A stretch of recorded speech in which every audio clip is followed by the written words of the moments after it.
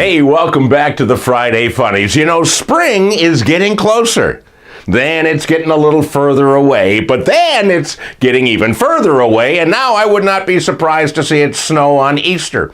You know, folklore says that March comes in like a lion and goes out like a lamb. That means it must transition to other animals during the course of the month. So I think right about now, we're 1 week into March. It is now like a lion with an angry wolverine on its back. You know, this week, the northern part of the country experienced the Polar Vortex 2, Attack of the Witch's Parts. You know, it got real cold just when we thought we could take off a layer or two. Boom, the temperatures are below zero again. And of course, you know who I blame for all of this? Canada. That's right. You know, they don't care about the cold weather up there because the entire country now has legalized pot. But those of us down here in the lower 48, we're kind of anti-frigidity. So I think what we can do is, I say if Canada can't control their cold and get rid of it, then we put a tariff on all Canadian vacationers in Florida during the winter. Well, the best way to warm up is with a good laugh, and I think you might find a couple of them in this week's Friday Funnies.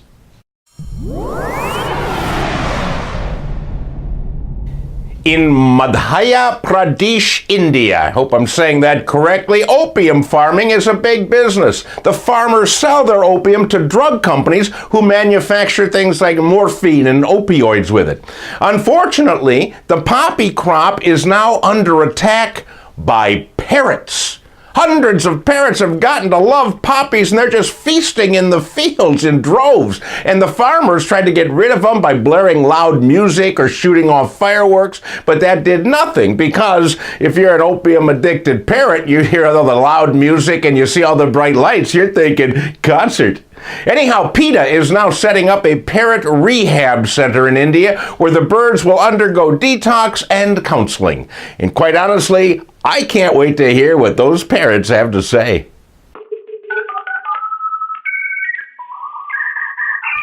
If you're traveling this summer and plan on hiking in the Cinque Terre National Park in Italy, you better have proper footwear.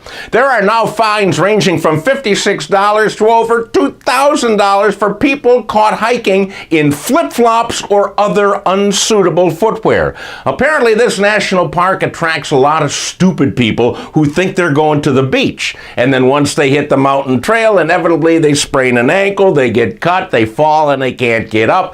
They decided, we're tired of rescuing these people, we're just going to find them.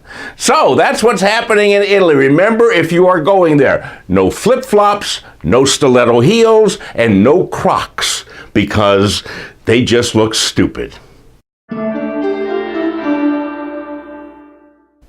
Hey, if you're making spring break plans, let me tell you that this week the Utah State Legislature repealed a law that made fornication illegal. In other words, it used to be you couldn't fornicate without breaking the law in Utah. Now it's okay.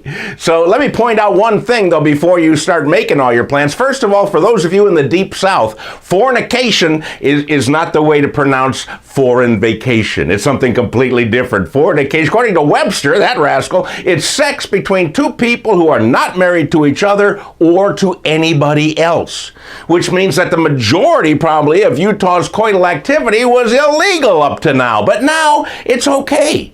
Although some conservative members of the legislature are against repealing the bill, saying sex should only be allowed between a man and his 13 wives.